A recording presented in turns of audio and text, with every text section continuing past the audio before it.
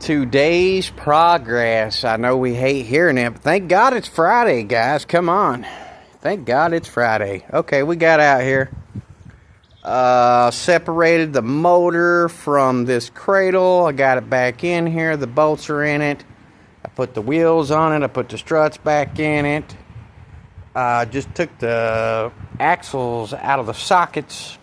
I think there's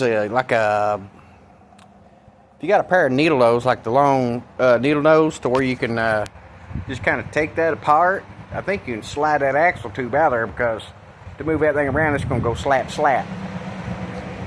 Whether or not I can figure that out, that is to be determined. But we got the motor out.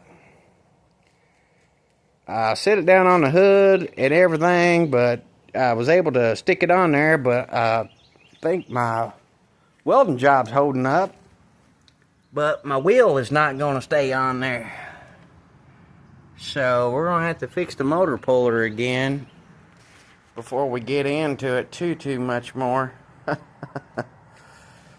You can't weld it. It's just stuck one way too. So I was taking that stick of wood and kind of lifting up on it and moving it around. I got what I needed done, but to do the motor on the truck's going to have to come out. So I mean, we could probably lift it up and throw something under it and then just kind of pull something, take it and pull it out, but I got to pull the transmission off of this motor. We got to separate the motor and the transmission. That'll be the next thing. And basically, got the plasma cutter. I don't know if I can make it work, what I got, but we're going to try to do something. I would like to just, come in here on these strut towers and just take an inch or two out on the back side and just cut it kind of low this way and that way and across the bottom. But I think I'm going to have to pull the windshield out. I don't want to do that until I can get that motor plate and make sure that that motor's going to fit in there however it does. And then worst comes to worst, I think the brake caliper or the brake booster and the pedal rack and everything I got will work in the truck.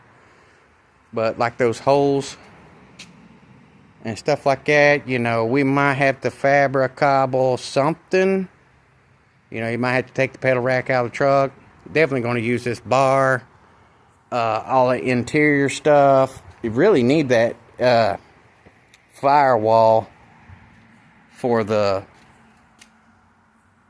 all the stuff. You got the brackets, you got the heater, the AC box, all that crap. We need to kind of just eyeball it really, really good.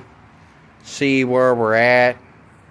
Those heater controls are low. Those for the heater cords coming out pretty low. But, that's kind of short. And then the truck is going to be longer. I think that firewall is a little taller. So that might be kind of high. If it's kind of high, that's good. And then what we'll do, I'm thinking that this piece of metal here connects to the VIN number. So we'll have to cut it right across here, just to that side of that metal, and then get it up there and get it welded in on the truck. We need a lap joint. We need so much of it hanging over and then so much under, and we can plug weld it from the top. That will be easy. Be pretty easy. I just don't want to make it to where I can't move it around. I did get it all back together today. We're going to have to fix the motor puller next. Whatever we got to do. If we can find another old motor puller or something. I see some over at the scrapyard. My dad's over there all the time. If he sees one, they can take a shear or something, just cut the leg of it off. Or whatever. If you get a leg off one of them they got over, or they get them over, they're stacked up. Sometimes the ram goes out and they throw them away. But if we can get another wheel for that, man, it's like, last time I seen one on Amazon, it was like $60. You can buy another motor puller over at Harbor Freight for that. I haven't looked at Harbor Freight on their wheels and stuff. But we're going to have to figure out something. I know we got to cook some pizza tonight. We'll get to test out our oven for the first time on a pizza, so that'll be great. Waiting on the motor plate, so we got to get that motor plate and stuff to see what's what, and you know, we got plenty of time. I think it's still a little bit of time on it, so we might have to take a break on the car. I got it back together. I got to get in there, wash it out. You know, that mouse poo-poo, it chokes me to death. Get in there, pressure wash that inside that cowl, the firewall to the inside, the firewall to the outside, knock out a body plug and the floorboard, let it all drain out, let it dry up for a couple days. So that's one thing we'll have to do. And they've been knocking a dent in this. You know, I said August, it might take it longer than that. You know, July, August, September, October. You know, the way they're, I mean, just look at that hillside, man. It's so hot. I'm surprised them boys ain't falling out, brother. You know, they said they're going to take it all the way out here. You know, they're taking it all the way out down that way. And you really can't get in here with these lines. You know, I don't see nobody get hurt. You know, I ain't going to say nothing to them boys. They come out here, laugh and giggle and shake my hand every morning. What's up, boss? Good dudes. You know, we're just going to have to brag on those guys. You know, they seem like they really got a really good turn to them. But, like I say, we're going to have to clean. It sucks to say we got to clean. And I'm not like fancy when it comes to building a hot rod or something. But, you know, we're going to have to do something. I got to get this motor and transmission apart. And then I'll have to get the motor out of the truck. And I won't pull that truck apart until we're ready. You know what I mean?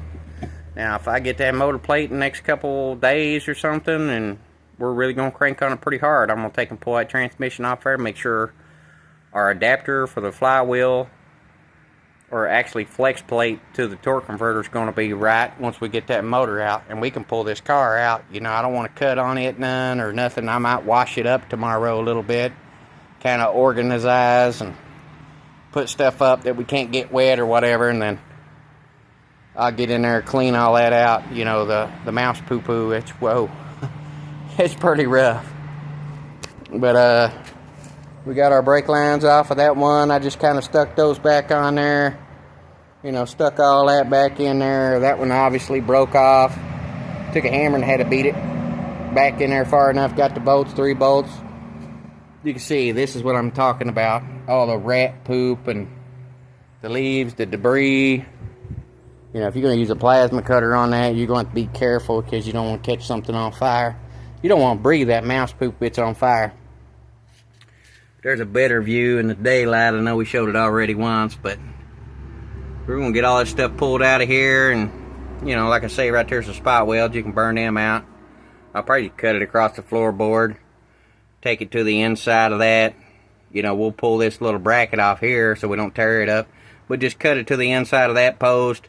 Across there, and then whatever it's going to take to keep the piece of metal where the VIN number is on there, you know, maybe come up to it within a couple inches, cut back this way and just buzz it back and make sure it don't get the spot welds there as far as making it look like you did something, just to keep safety police off of you. And then, like I say, we still got to strip the door handles or the door panels and that wiring harness, burn those pieces out. You know, some stuff we can do, but I got to get this thing cleaned out. And like I say, it'll be stripped hopefully this weekend. Get the door panels off, get the wiring harness out. We don't want to get that stuff wet, you know. But I've got exhaust, fuel lines, brake lines, everything pretty much pulled. I'm just trying to figure out a way to get this firewall out. We're going to need some of it. I'd like to put all of it in there and put that dash on it, and you know, that way we can just use it all. I got to make sure our hole for our steering column and the brake booster is going to be right. You know, to use that pedal rack out of that car, you know, that's what it's going to take. But we got to, like I say, we got to put our motor in there with the transmission and kind of measure out. You know, it's just going to be 1/4 inch eyes. That's what I say I got all the time. You know what I mean? And we'll have to take Sawzall, cut the windshield out, and then figure out a way to take it apart without, you know, messing with too much right there. You know, we might have to cut around or something.